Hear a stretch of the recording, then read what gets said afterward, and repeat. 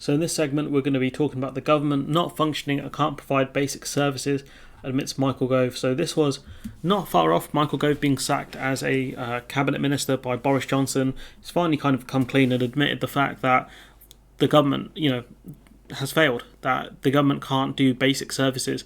We spoke previously about the NHS, which is crumbling, but this is a really stark admission from Michael Gove, who's been a cabinet minister for a long time now.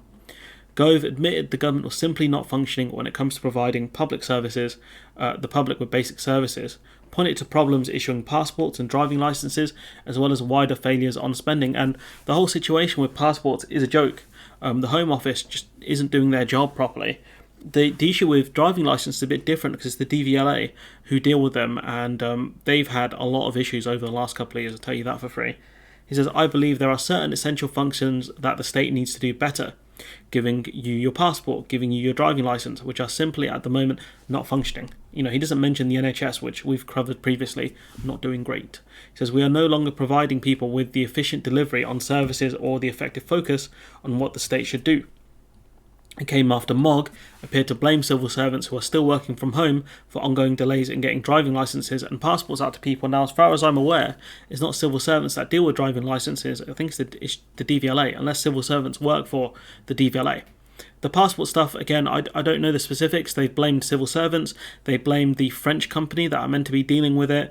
It's very confusing because they seem to blame everyone apart from Priti Patel.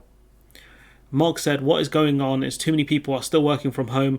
We need to get people back into the office to doing their jobs. And then he says, we can also do more with fewer people. So this guy, he makes nonsensical arguments, right? People working from home is apparently the issue. We need to get them back into the office, but we also can do more with less people. Now, I don't know how hard it is to certificate passports, but I think having more people generally helps. Maybe the Brexit Opportunities Minister understands the world in a way I don't, a more Victorian way, I don't know. MPs have warned of chaos at the passport office, which has left some people experiencing phone hotline waits of up to 9 hours, making 40 calls, and also missing key family events. So effectively what we have is a situation where they can't send back the passports in time.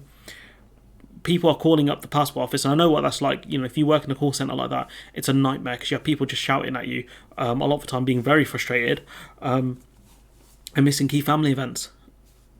Like you're missing out on people's lives here because this government cannot sort your passport out. It's ridiculous. Critics have also pointed to the paralysis around government while the Tory party picks a new leader. Several major bits of legislation have been put on hold. But you know what's not been put on hold? The Northern Ireland Protocol Bill. But yeah, the government's just not functioning right now because they're not really going to pass too many bills because they don't know if the new leader actually wants them passed. Transport for London has been without a permanent funding settlement since the pandemic pulled the rug out of under its finances.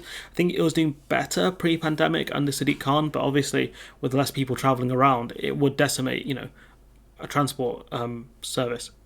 Ministers this week provided yet another temporary extension and held off, but again, everyone needs certainty here. The government always bangs on about businesses needing certainty, but here we are, another Prime Minister in the space of, 3 years? There are also now question marks over the levelling up agenda, as fears grow that Tory hopefuls are willing to row back on Johnson's commitment to invest more in the North and the Midlands. Now, I don't know if that's the case, because it seems like Sunak is saying he'll do the level up thing.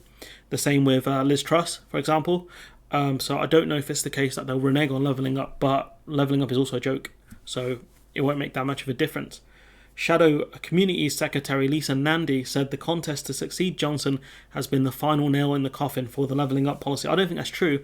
I don't even know who the levelling up minister is anymore, because that was meant to be Gove. She says, I don't think Rishi will ever have committed a bunch of funding to it if it wasn't for Johnson. I don't think that's the case because, again, the Chancellor gets a lot of independence. So if Sunak didn't want to do levelling up, he could have said, nah. That's from one official from Gove's levelling up department telling Politico Gove was always going to be a high watermark to drop off. The drop-off will be massive. Gove's a moron. Gove has no understanding of what he was doing. The levelling up agenda was criticised all the time because he was doing such a bad job. So to argue that if Gove is the watermark, if Gove is the high bar for Tory ministers, the rest of them must be garbage because he hasn't achieved anything in government. As the Justice Minister, he achieved nothing. As the Levelling Up Minister, he achieved nothing. He was even given the role as cabinet member without portfolio, which tells you the guy's not very good at his job. But anyways, I'm going to leave it there. Let me know what you think in the comments below. The government failing in just giving basic services. I remember my council couldn't even cut the grass, for months, because the company that was meant to do it didn't do it, and there were all sorts of issues around it. The joys of privatisation, eh? But anyways, let me know what you think in the comments below. Like, comment, share, subscribe. Support the channel on Patreon if you can, and hopefully I'll see you in the next one.